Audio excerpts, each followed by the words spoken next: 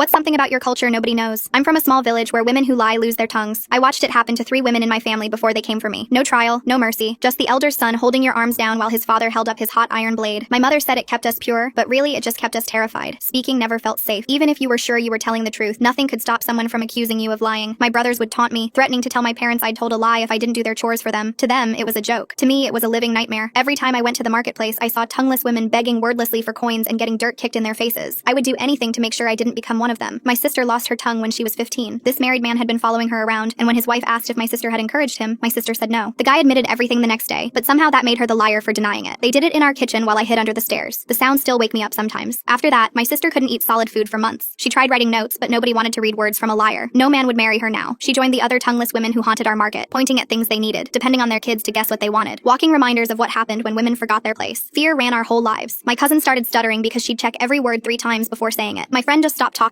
pretending to be mute. Safer that way. When I turned 17, I worked at my uncle's fruit stand weighing rice for customers. The mayor's wife, as we called her, bought her usual 2 kilograms one day. But this time she came back hours later saying I'd shorted her. I knew I'd given her the right amount because I always measured twice, but it didn't matter. She was the mayor's wife and I was nobody. The elders came for me that afternoon. They searched me and found nothing, but she insisted I'd hidden the rice that I stole. Her word against mine wasn't even a contest. By sunset, they announced I'd face judgment at dawn. My mother didn't ask if I was innocent because it didn't matter. Someone important had made an accusation. That night, Mom sat on my bed teaching me how to live without a tongue, which foods to avoid so I wouldn't choke, how to breathe through the pain when it happened. In the kitchen, I could hear them preparing the blade. The rasp of metal on stone and the heating of the fire went on for hours. I thought about running. The door was right there and the port city was only 2 days away. But leaving meant abandoning everything and hoping I don't die in the desert heat without water for 2 days minimum. Staying meant losing my voice forever. I lay there trying to decide what to do while they sharpened the blade. Dawn came fast. The elders arrived with the mayor, all of them looking satisfied that justice would be served. The mayor's wife sat in our best chair like she was watching a show. My uncle held my arms even though he'd known me since birth, knowing I'd never stolen. That's how it worked here. They forced me to my knees in the same spot where my sister had knelt. The elder son grabbed my face, fingers digging into my jaw to force my mouth open. I could smell the alcohol on his breath, see the excitement in his eyes. He enjoyed this. He started dipping the blade into the fire, and my life flashed before my eyes. I would never speak again. I closed my eyes, preparing for searing pain, when suddenly, "Wait!" someone shouted from the doorway. My sister stood there holding a piece of paper, her scarred mouth set in a hard line. She couldn't speak, but she'd written something. The elder took the paper, and his face went dark as he read it. He looked at the mayor's wife, then at the mayor. "She claims she saw the mayor's wife at the market yesterday. Says she saw her take extra rice when she thought no one was looking." The mayor stepped forward, his face turning red. "My wife is no thief." He looked at my sister with cold eyes. "But you already lost your tongue for lying, and your sister is about to lose hers." The elder nodded slowly. "The tongueless woman writes lies to protect her sister. This changes nothing." He turned to his son. "Continue." The hot blade was taken out of the fire, and just when the elder son was about to press it against my tongue, the mayor grabbed his arm. "No," he pointed at my sister. "If she spreads these lies about my wife, even in writing, it must be punished." His smile made my blood freeze. "We must take more than just the younger one's tongue. The silent one still has hands to write lies with." The elder considered this while my sister's face drained of color. "Yes," he decided. "Both of them. The tongue and the hands. Let's finish what we started with this family of liars." Full story on the channel below.